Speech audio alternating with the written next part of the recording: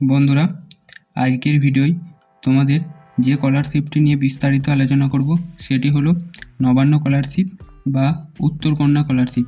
তো এই স্কলারশিপটি তোমরা কিভাবে আবেদন করবে, কত টাকা পাবে, কি কি যোগ্যতা লাগবে, তোমাদের যারা মাধ্যমিক দিয়েছিলে 2024-এ এবং উচ্চ মাধ্যমিক দিয়েছিলে তোমাদের কত % নাম্বার লাগবে, তো সব কিছুই নিয়ে আজকের ভিডিওতে আলোচনা করব। তাই তোমরা ভিডিওটা আজকে একটু স্কিপ করবে না, পুরো ভিডিওটা দেখতে থাকো এবং ভিডিও শেষে ভিডিওটি ভালো লাগলে একটি লাইক করে দিও। তো তোমাদের এই নবান্ন স্কলারশিপ বা উত্তর কন্যা স্কলারশিপ, এই স্কলারশিপের যে অনলাইন পোর্টালটি আছে আমি স্ক্রিনে দিয়ে দিচ্ছি, তোমরা সেটা একটু নোট করে নাও।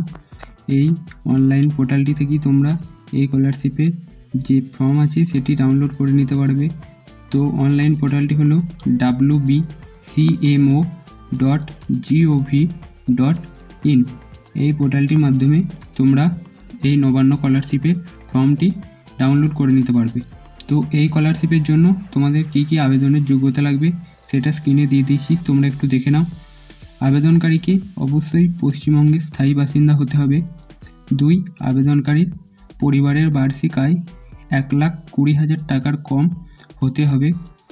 3, যেসব ছাত্রছাত্রীরা পশ্চিমবঙ্গের সরকারের প্রদত্ত অন্য কোনো স্কলারশিপের সুবিধা পাচ্ছে তারা নবান্ন বা উত্তর কন্যা স্কলারশিপের আবেদনযোগ্য নয়। অর্থাৎ বন্ধুরা, এটা তোমরা সবাই জানো যে সরকারি স্কলারশিপ একটাই পাওয়া যায়, অন্য স্কলারশিপ যদি তোমরা পেয়ে থাকো তাহলে আর এই স্কলারশিপটি পাবে না। তারপরে আছে উচ্চ মাধ্যমিক স্তরে আবেদনের জন্য প্রার্থীকে মাধ্যমিকে 50%-এর বেশি কিন্তু 60%-এর কম নাম্বার পেতে হবে। অর্থাৎ তোমরা যারা 2024-এ মাধ্যমিক দিয়েছিলে তোমাদের 50% থেকে 60%-এর মধ্যে নাম্বার পেতে হবে। আর স্নাতক স্তরে আবেদনের জন্য প্রার্থীকে উচ্চ মাধ্যমিকে 50%-এর বেশি কিন্তু 60%-এর কম পেতে হবে। তো তোমরা যারা উচ্চ মাধ্যমিক দিয়েছিলে 2024-এ এবার কলেজে ভর্তি হবে, তোমাদের 50% থেকেও 60%-এর মধ্যে নাম্বার পেলে এই স্কলারশিপটি আবেদন করতে পারবে।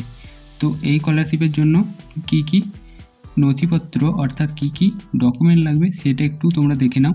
পূর্ববর্তী পরীক্ষার পাশের মার্কশিট, অর্থাৎ যারা 2024-এ মাধ্যমিক দিয়েছো তাদের মাধ্যমিকের মার্কশিট, যারা উচ্চ মাধ্যমিক দিয়েছো তাদের উচ্চ মাধ্যমিকের মার্কশিট, বর্তমান কোর্সের ভর্তির প্রমাণপত্র, যারা ক্লাস 11-এ ভর্তি হয়েছো 11-এর যে ভর্তির রিসিভ কপি, যারা কলেজে ভর্তি হয়েছো তাদের কলেজে ভর্তির রিসিভ কপি, পাসপোর্ট সাইজের রঙিন ছবি এবং পরিচয়পত্র হিসেবে Aadhaar card, voter card, ration card তোমাদের যে কোনো একটি।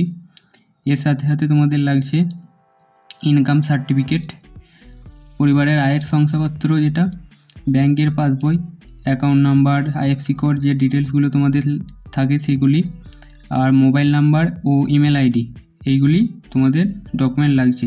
তো তোমরা এই স্কলারশিপ আবেদন করলে যে পরিমাণ টাকা পাবে তা হচ্ছে 10,000 টাকা।